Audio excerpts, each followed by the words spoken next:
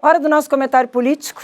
Altair Magain está aqui, traz detalhes para a gente sobre o futuro político do governador. Daqui a pouquinho, Felipe Cross traz lá do oeste do estado o balanço da visita dele à região oeste e meio-oeste. Mas parece que ele voltou feliz da vida desse encontro, né? Voltou sim. Bom dia, bem-vindo. Bom dia a você e a todos que acordam cedo e nos prestigiam com a sua audiência.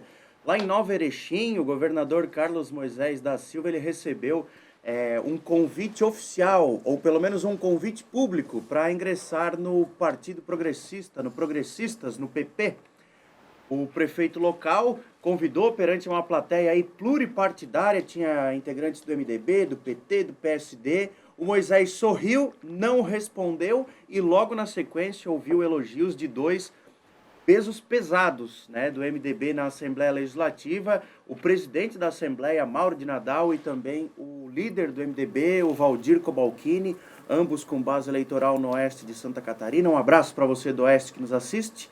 E veio com a autoestima lá no alto, de volta aqui para Florianópolis, depois de um roteiro, né, mais de 700 milhões em entregas aí para toda a região. Mas politicamente o Moisés, ele está sem partido, né? E está se credenciando cada vez mais para a reeleição, né? Exatamente, ele não fala abertamente para que é tentativa candidato de reeleição. à reeleição. Sim. Inclusive, lá atrás, na campanha eleitoral de 2018, o Moisés afirmou que não seria candidato à reeleição, mas a política é como as nuvens, né? Tu olhas ali, ela está de um jeito, depois tu olha de novo, ela já está de outro.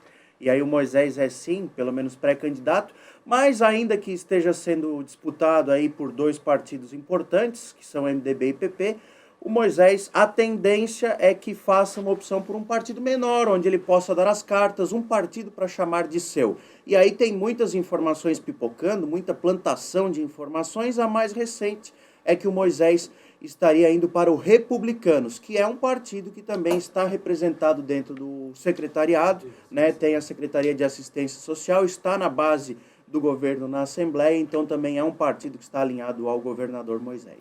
Falando em MDB, deixa eu dividir aqui com o nosso telespectador. Vem cá, Pereirinha, mostra aqui, ó, tá na nossa contracapa, o destaque da morte do ex-senador Jaison Barreto, né, que eu sei que é assunto para o teu comentário também, 88 anos, homem, tem uma história, né, um legado, deixa um legado, uma história política importantíssima para Santa Catarina, né? Tem sim. A última eleição que ele disputou aqui em Santa Catarina foi no ano de 86, portanto, há 35 anos, mas ele continuava ainda muito ativo na política, pelo menos nos bastidores.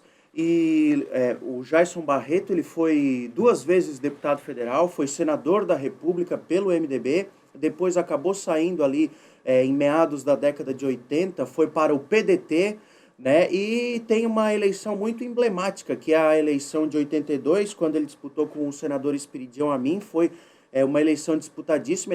Ele era senador, disputou com o Espiridião Amin e perdeu essas eleições por aproximadamente 13 mil votos, então foi muito disputado. Inclusive o próprio senador Amin, ainda nessa madrugada, fez uma manifestação lembrando toda essa rivalidade política que os dois tinham, né? Mas que depois lá na frente acabaram se aliando por uma disputa presidencial. Enfim, quem conta bem essa história é o Moacir Pereira, no blog da Coluna no ND+, com bastante detalhes, inclusive a eloquência do Barreto como orador, enfim.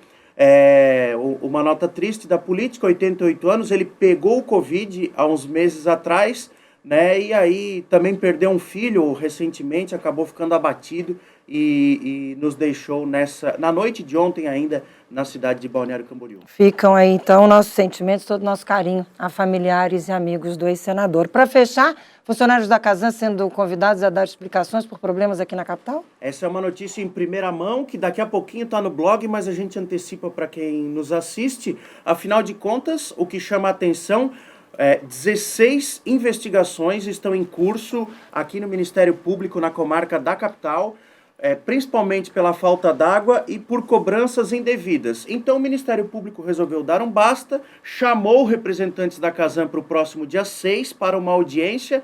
Além de saber os motivos reais desses problemas, quer saber também por que a Casan não está dando explicações suficientes, tanto para os consumidores quanto para o próprio Ministério Público que está com essas investigações em curso. A comunicação da Casan é difícil. A gente que cobre, a gente sabe. É difícil falar com eles, é difícil conseguir respostas rápidas deles. Então, assunto, Magaim, por gentileza, que a gente, claro, continua acompanhando e dividindo aqui com o nosso telespectador. Obrigada pela participação. Mais alguma coisa? Você riscou aí? Tem mais alguma última informação? Tá anotado aqui. Só para fechar, né, já que tu me permites, então, às 10 horas tem uma reunião no Senado para discutir a totalização dos votos, esse procedimento que foi centralizado lá em Brasília, que atrasou no primeiro turno, né? Vocês se lembram que demorou para sair o resultado. Então a gente acompanha, você pode acompanhar também os detalhes ali no blog, no ndmais.com.br/Alta Magaim. Muito bem, Alta, obrigada pela participação. Ótima semana para você. Quarta te espero.